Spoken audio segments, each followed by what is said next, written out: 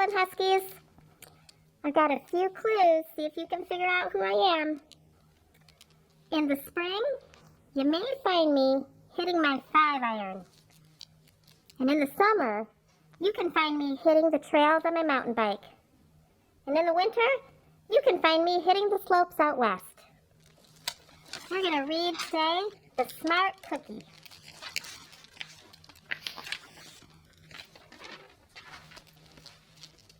Greetings. I'm a cookie. I live in a bakery on a street corner near a river. Come on in. Welcome to our little community. It's a warm and supportive place to spend some time. Pretty fantastic, eh? These days, life is sweet, but my journey wasn't always a cakewalk. When I was younger, I couldn't have imagined fitting in here. For a long time, I didn't feel comfortable speaking up or sharing my ideas. I didn't feel like a smart cookie. I wanted to be a cookie who knew all the answers. A cookie who felt confident in a group. A cookie who said, aha, when solving a puzzle. Like this. Aha! Looking back, I had some trouble in my early days. I went to school in a gingerbread house. Our teacher, Miss Biscotti, was kind and patient. When I arrived each morning, she'd wave at me and smile. But I didn't get the best grades. And I never raised my hand because I couldn't think of the answers as fast as the others. And I was the last to finish most tests. It wasn't because I didn't care, and it wasn't because I didn't try. Sometimes I'd get distracted and mess up, even though I knew the material.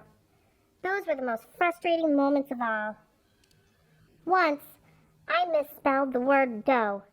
That was rough. Another time, I added when I meant to subtract. Occasionally, we'd have a lesson where I had absolutely no idea what was happening. I just couldn't keep up. I imagined that my desk was a raft and that I was completely lost at sea, because that's what I felt like. At night, I slept in a cookie jar. I had about 6 dozen roommates. Move! You move! No, you move! No, you move! No, you move! Stay awake, stare out the window, and worry. And it went this way, day after day after day. But then, something happened that changed everything. It all started with a homework assignment. Miss Biscotti requested our attention one afternoon. Tonight, I would like you to create something completely original, she announced. It can be anything you want. Please bring it to class tomorrow. That was it. There were no further instructions. Miss Biscotti winked at me as I gathered my belongings. I felt like I had a million butterflies in my stomach. Create anything? Something original? Due tomorrow? Gulp. When I got home, I immediately went to work. At first, I tried a cooking project. The results were half-baked. Next, I tried to hammer a nail in something. It splintered immediately. Then, I tried making a sculpture. It was a complete bust. I wondered if I was about to fail yet another assignment. I was stuck. I stared out the window and watched the rain hit the river. There was something mesmerizing about the water, how it moved in such a chaotic way, swirling around and around, yet ultimately figuring out exactly where it needed to go. Aha! Suddenly I had an idea. I decided to write something original. A poem. I came up with a title based on how I'd been feeling. My Crummy Days. After that, the rest of it seemed to fall into place. I wrote, and I wrote. I lost track of time. An hour went by in a flash. Aha! I said when I was finished. I couldn't sleep that night, but it wasn't because I was worried. It was because I was excited. I felt like I had really accomplished something. I felt smart. The following day, Miss Biscotti asked for volunteers to share what we'd created. One kid showed off his original frosting art. Another kid revealed her sprinkled distribution machine. It was neat seeing how everyone was good at such different things. Finally, Miss Biscotti turned to me. "Would you like to share anything?" she asked. Gulp. I gulped.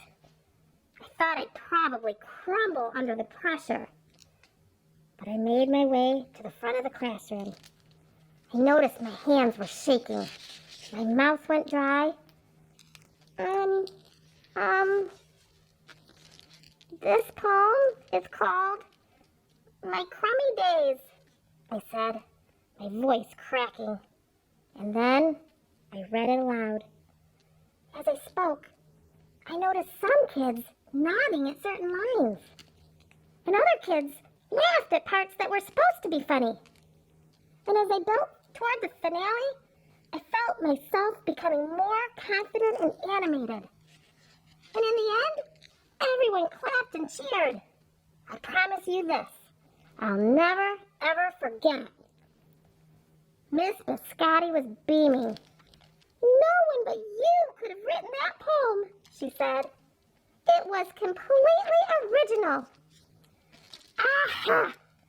I had done it. I created something and shared it with the world. Well, my world at least. The rest of the day was a blur. By recess, I was already planning my next poem. I would call it "My Sweet Morning." Aha, I thought when I came up with the title. Later that afternoon, Miss Biscotti handed me a note. It said that I should keep on writing, no matter what. That meant so much to me. School was a bit different after that. I wasn't so scared to raise my hand or ask a question, or share my work. Sure, some things still don't come as easily for me as they do for others. But now, I know that you can be smart in many different ways. You don't have to have all the answers to every question, or suddenly be great at everything, all at once. You just need a chance to try all kinds of things, to find out who you are and what you like to do. As for me, I learned that I can write, and I can think of great ideas. And I've found plenty of other things I'm good at, too. I no longer feel lost at sea. It's more like floating down a river. And the best part is, there's always more to learn. Because we're all smart cookies. The end.